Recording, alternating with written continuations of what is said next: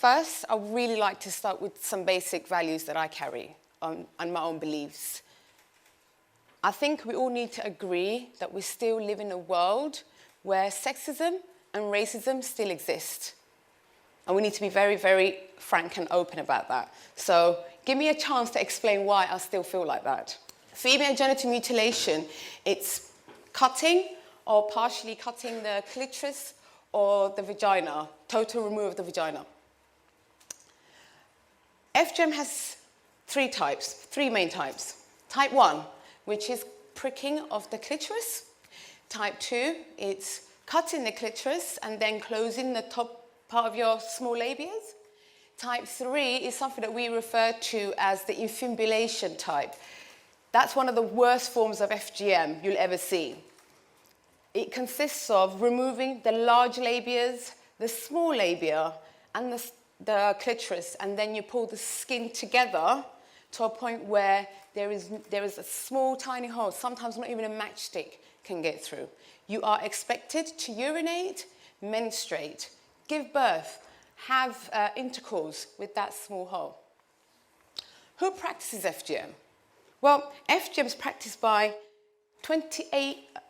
over 28 African countries. However, it's also practiced in the Middle East. It's practiced by the Yemenis.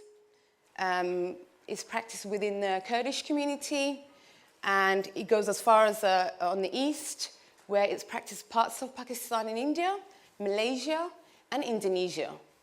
But because of migration, now FGM is also practiced in Canada, America, Australia, New Zealand, in Europe, and here in Britain. 24,000 girls are at risk every single year in Britain, and these are British girls.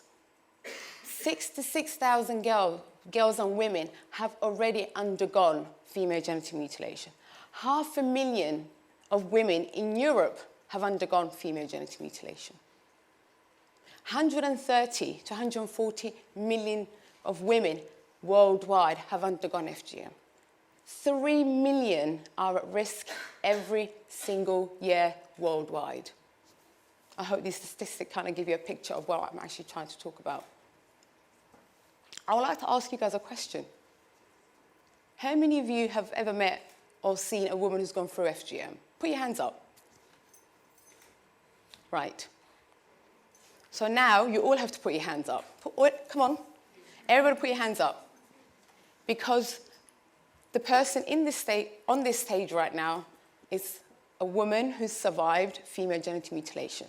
I'm a survivor of this practice. So I'm going to tell you my fairy story. I'm sure some of you are thinking, female genital mutilation? Fairy tale story? Doesn't make sense. I'll tell you why. I want to reclaim that title.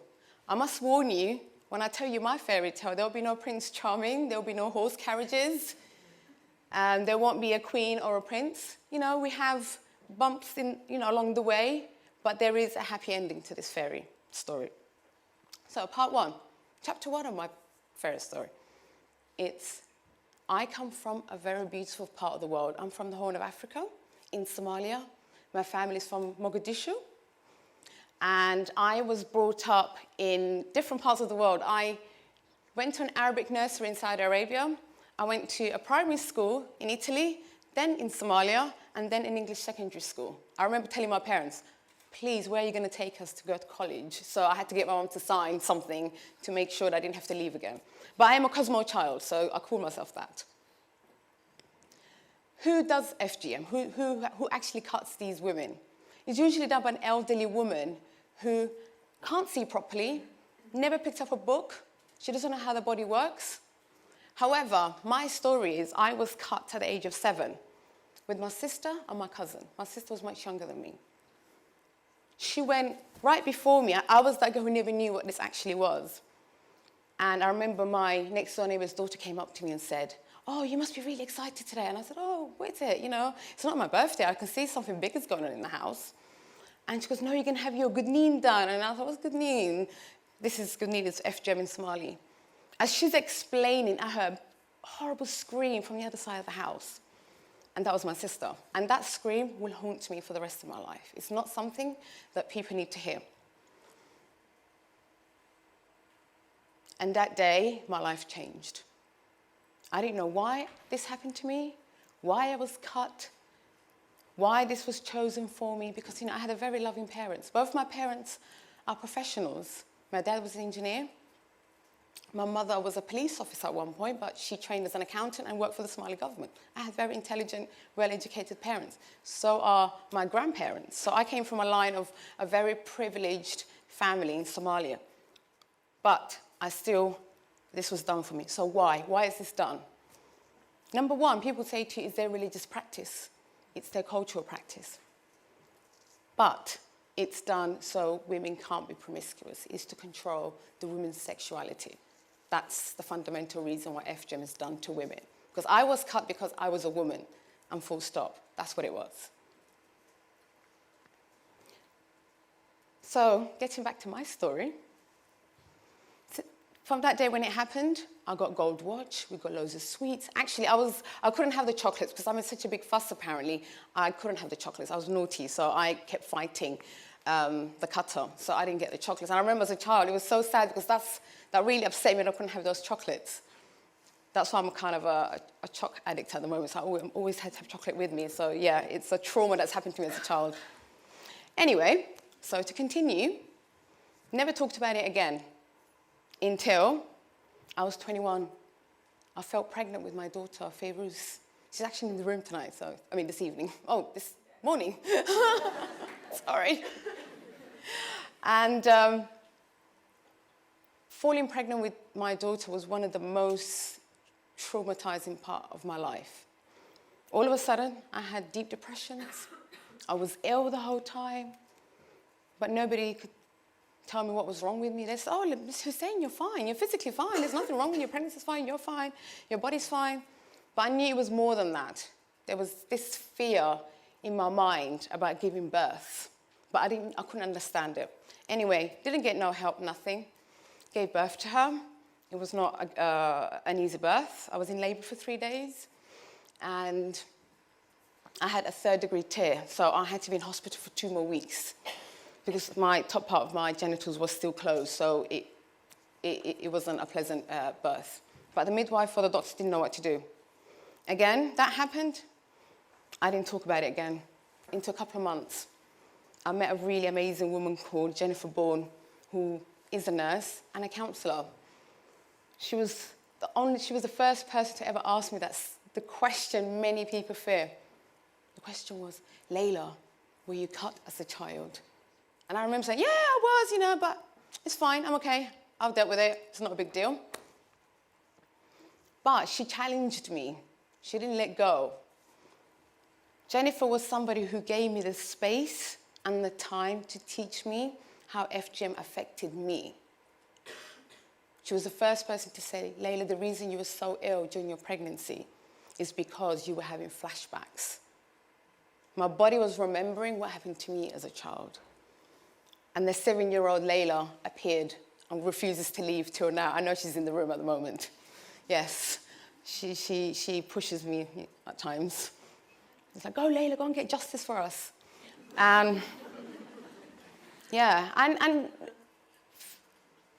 but when I had that conversation with her, and she educated me about how my body works, because nobody teaches you, even in schools, no one teaches you your body, how it functions and how you should protect it. No one ever teaches you. So she took the time to do that. That was the time when I knew I had to protect my daughter from this. There was no way in hell she was going to go through this. So I wanted to go and seek help. There's nothing for women like myself, because people listen to my accent. Oh, you got a London accent. You never went through FGM. You are too intelligent and too modern to go through this. Even I'm not wearing Topshop clothes today, but usually I'm in my Topshop clothes. So some of us refer to ourselves as the Topshop girls who went through FGM. Anyway, that will be for another slot, another time.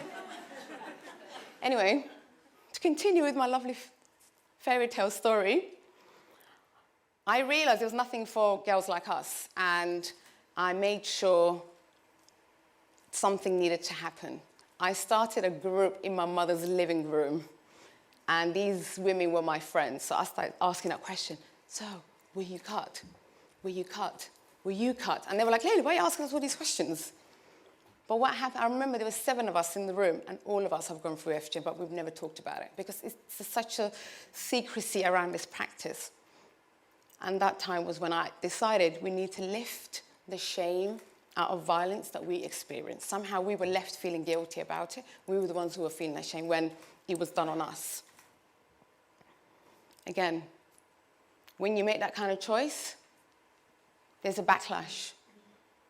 A woman, I'm a woman, black woman, Muslim, divorced, happily divorced, that's the word I like to use. I'm happily divorced, with a daughter, so I don't have a son. So it was like, ooh, I come at the bottom of the pile in the community. But I came from a line of women who are very strong. To my grandmother, to my mother, all broke down barriers somewhere along the line. But for me to do this work, I had to have that really awkward and scary conversation with my mother, because we were always close with our mother. But I had to go through counselling first. I needed to prepare myself emotionally and psychologically. And it was actually through therapy that my therapist said to me, Leyla, have you ever asked your mother what she went through? Did you ask her experience? He goes, maybe that's a good way of starting the conversation. Went there, finally made the courage to meet with my mum, brought it up. And I remember she was very open with me. She told me what happened to her as a child. My mother was actually cut twice, not once. So I didn't even knew that. So she made sure, because I was told, me and my sister were told we had FGM type 3, which I said it was the infibulation type. But I found that we only had between type 1 and type 2.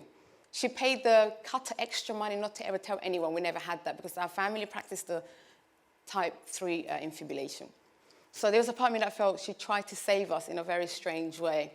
Anyway, we both came to the conclusion that I understood the pressure she was under, but she always had a choice. But in the environment that she was in, it was very difficult to make such a choice. However, what we do now in our family, we talk about how we broke the cycle. Because for me, that's really, really important. But for us, the way we broke that cycle, we had the safe space where we can actually have a discussion.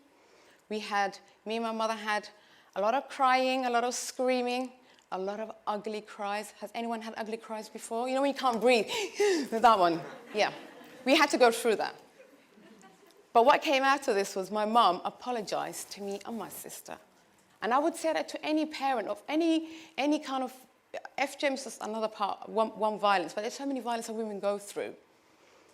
And I think anyone who's a victim needs that apology. Sometimes just someone to say to you, I'm so sorry you went through this, can make a big difference, because you acknowledge what's happened to them. When you pretend it didn't happen, then it has an impact on that person. Oh, okay, maybe I deserved what I got. So, I'm going to come to the conclusion of my story. One thing I've noticed through my work, because I work with a lot of young people, and from all different backgrounds, I started to notice the non-FGM practicing community. I'll give an example. I remember meeting this white girl, blonde hair, blue eyes. We were having a discussion about FGM, and then we started talking about body image. And I remember she said to me, oh, Leyla, when I grow up, when I turn 18, I'm going to get myself breast implants because, people are telling me I've got flat chest. And I thought, oh, okay. Why? Why do you feel you need to get it? She goes, oh, well, then people like me and I'm going to feel better about myself. And I thought, okay, that's very strange. And then different groups that I went to, I started to realize a lot of girls don't like camel toe. So they said, oh, we can just go to Harley Street and have our labias and clitorises and trimmed and tucked. And I thought, that sounds very familiar. That sounds very familiar. And this is where the power of language comes in. Because one group are being told, FGM, oh my God, it's barbaric, don't do it, it's crazy, do not do that to your body, you should love your body how it is. But then you come to the other side. Oh, you need your breast implants because you're going to feel better about yourself. Yes, you can have your labias trimmed or tucked because you won't have a camel toe when you wear your nice little jeans, skinny jeans. So I thought to myself, this is very strange, because to me it seemed like both of them have one thing in common. Both of them want to satisfy the men. It's the men that they're doing this for. A girl who goes for FGM, she's cut because so the man knows she's been a virgin this whole time. And let me tell you a secret, it doesn't work. It doesn't work. It doesn't work. Yes, so I thought I'll reveal that secret to everybody. It's not going to work. So, I want to leave with one question for everybody. I want you to think about this really, really carefully. As a society, what are we saying to our little girls where they feel they need to have their breasts done, genitals cut, trimmed, mutilated, in my situation? What is society saying to these girls? You're not good enough? You're not good enough for being who you are? What is it that pushed them to alterate their bodies? So when you talk about FGM, you need to be ready to engage in a conversation about race, gender, sex and sexuality. Because that's what all these forms of practices are, is to control women. So, all of you in this room has a potential to save a girl. And if you save one girl, you will save a whole generation. And I'm a living proof of that. In our household, we celebrate that my daughter's not cut. We don't hide it. We love it. She is different to me. She's running around. Sometimes I think, oh God, please sit down. I can't take you anymore. But it's also nice to see that the fact that she has that freedom of being a girl and just running around and doing whatever she needs to do. One day she wants to be a chef. Next time she wants to be a police officer. Next time she wants to be... Because I've created an environment where she can be who she wants to be, not what society's telling her to be. So, I want you to think about, again, what are we saying to our little girls that they need to be alterated? Thank you.